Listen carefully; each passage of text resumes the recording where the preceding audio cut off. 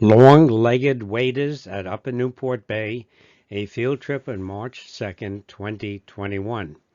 I went out there looking for a tricolored heron that had been reported at the bay. I did find it, and it was in an area where there was also a great blue heron and snowy and great egrets.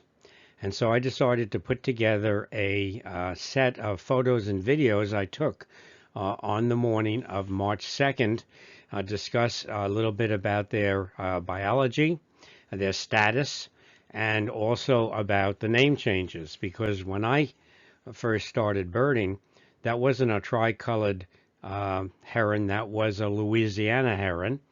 And as far as a great egret is concerned, it was an American egret or a common egret.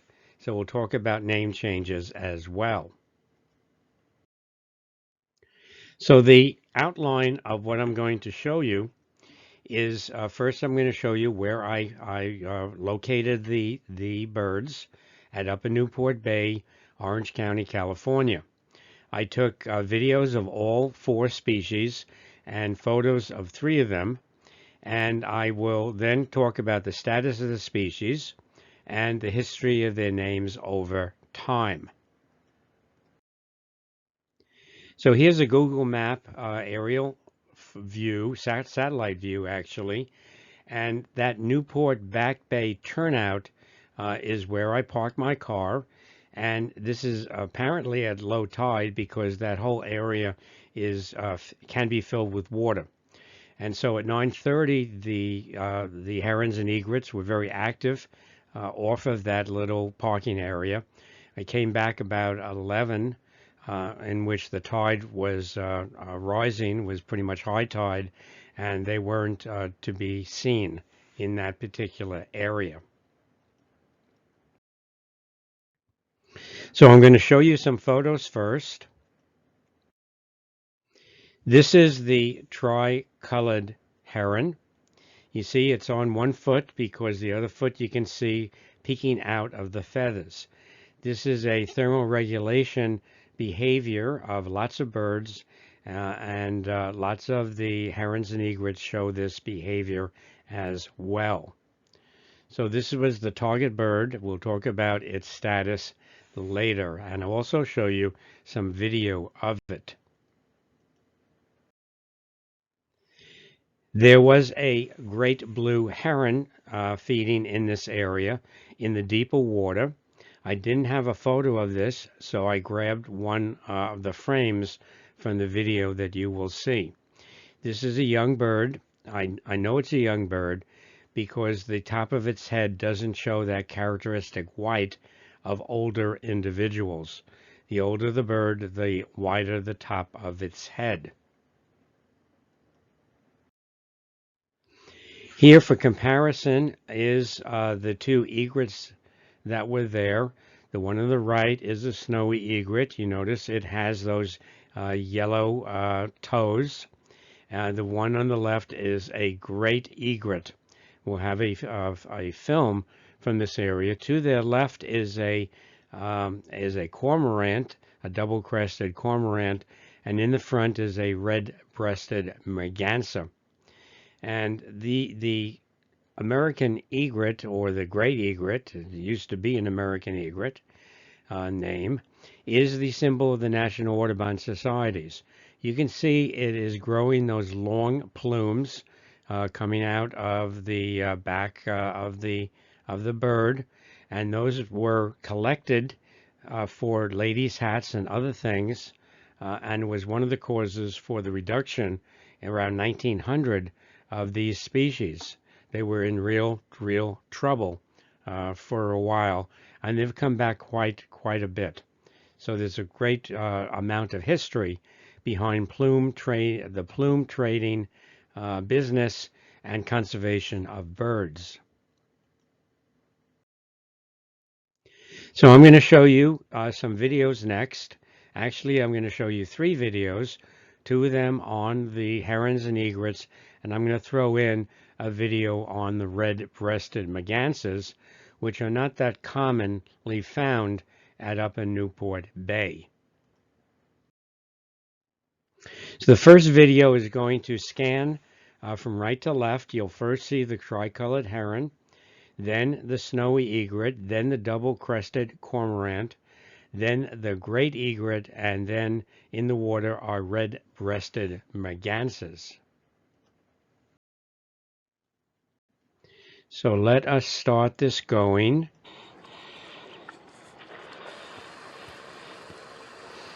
You see it does have two good feet. There's your snowy. And we have to zoom out to see how tall the great egret is. We'll come back, take a closer look. Now notice how the snowy egret kind of displaced the tricolored. Those three, during my observation period, seemed to stick together. And there was a definite displacement peck order, that at the top of the peck order was the great egret, the snowy egret next, and then finally the tricolored heron, which you see here.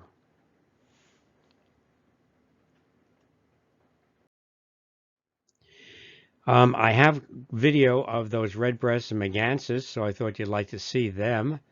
Their name is sometimes called sawtooth because their bills have saw-like bumps that enable it to feed. They're mainly fish eaters, so I'm surprised what they're doing here, kind of skimming the water. And finally, here is the great blue heron.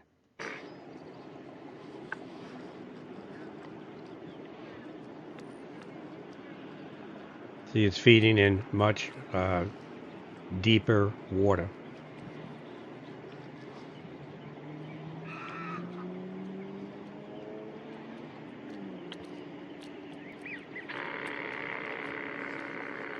Great blues can eat pretty much anything. It's amazing what they can swallow.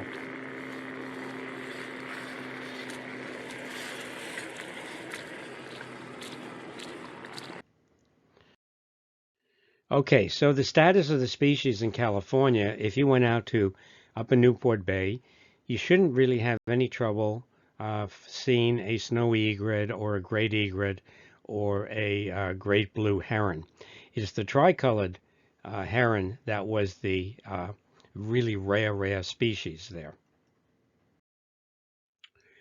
So next I'm going to show you the California Bird Records Committee website. The California Bird Records Committee is a group of, and they're elected to their position, a group of experts on bird identification. They maintain the quote official list of species of birds seen in California. They keep track of populations of natives and introduced species, and they have established what's called a review list of birds that are extremely rare. They want documentation of them. They vote on whether to accept the records or not to try and establish some trends. And here I'll quote from their page that in general, review species on this list average 4 or fewer occurrences per year in California over the most recent 10-year period. And the tricolored heron is on the list. So it is an unusual bird for Southern California and California in general. So what's in a name? Now, I have an interest in species names. There are scientific names and there are common names.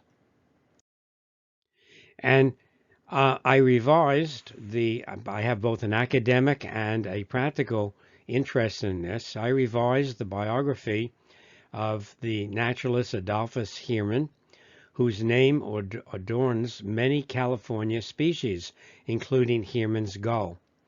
Also, I have a mighty claim to fame, a mighty claim, in that there's a species of mite named after me. So I have an interest in nomenclature and naming of species. To show you that bird names can change over time, and the body that decides on uh, what a quote proper common bird name is the American Ornithologists Union, who themselves have changed their name to the American Ornithologists Club. And so I looked down my bookshelves and I found this Field Guide to Western Birds by Roger Torrey Peterson. It is dated 1941, copyright 1941, and black and white pictures. It doesn't have the tricolored heron shown. Not that very common in the western part of the United States. I also went to my Eastern guide. This is when I was growing up. This was my field guide. It is copyright 1947. I still have it because, and I'll tell you a little story about this, that as a 12-year-old I brought it to a Linnaean Society meeting, and Roger Torrey Peterson was there, and I asked him to sign the book with best regards. A really treasure. And then the person next to him said, "Oh, I'll sign the book too," and I had no idea who that was. So what I did was, very cleverly, I went to the front of the book and I asked this person to sign his name in the silhouettes, and he signed his name James Fisher. And it turns out that James Fisher is a pretty important ornithologist, probably more famous than Roger Torrey Peterson, at least in Europe.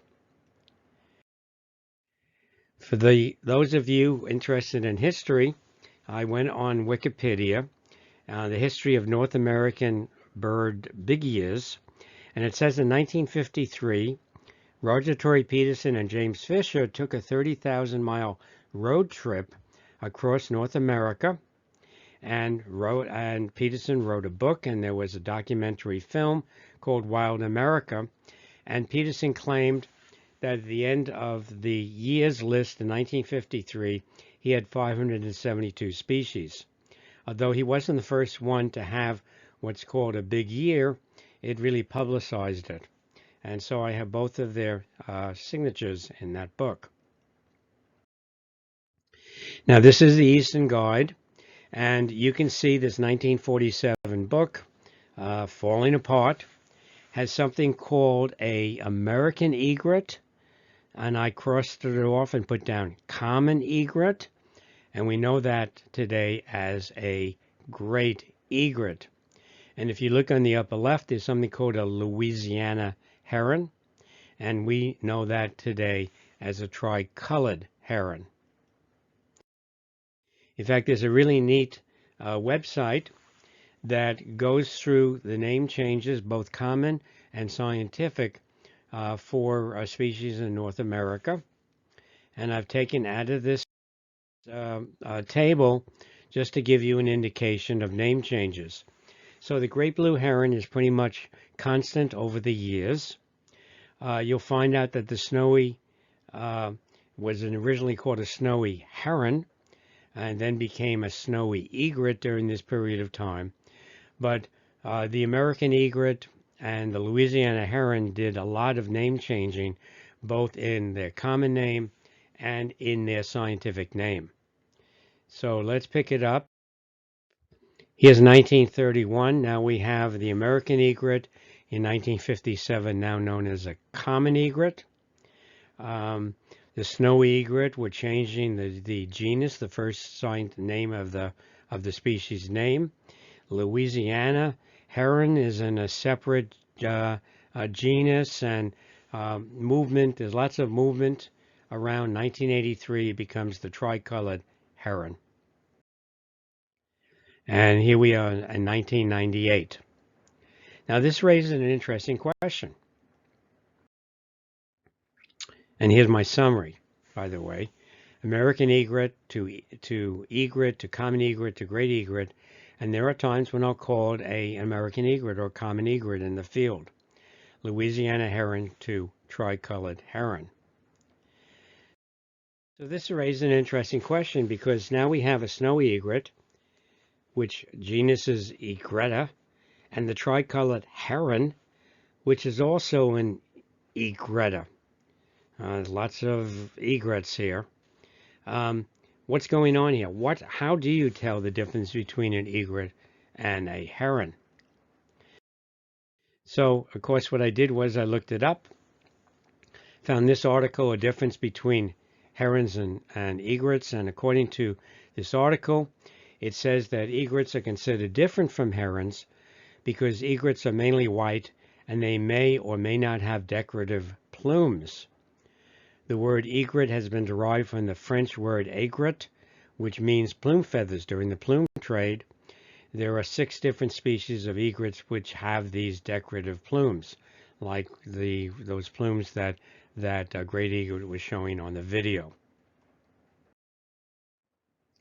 So I hope you enjoyed that little field trip. I also saw some crows, American crows, harassing, mobbing a bald eagle juvenile. Made a video of that as well. So this has been another of my JDW talks on YouTube. I have U.S. and New York City Census talks, Ellis Island talks. I have a lot of genealogy talks there. Virtual birding field trips, including training field trips for up in Newport Bay docents and birds, and birding optic talks as well. So get out in the field, enjoy yourself, and look at these birds and their history.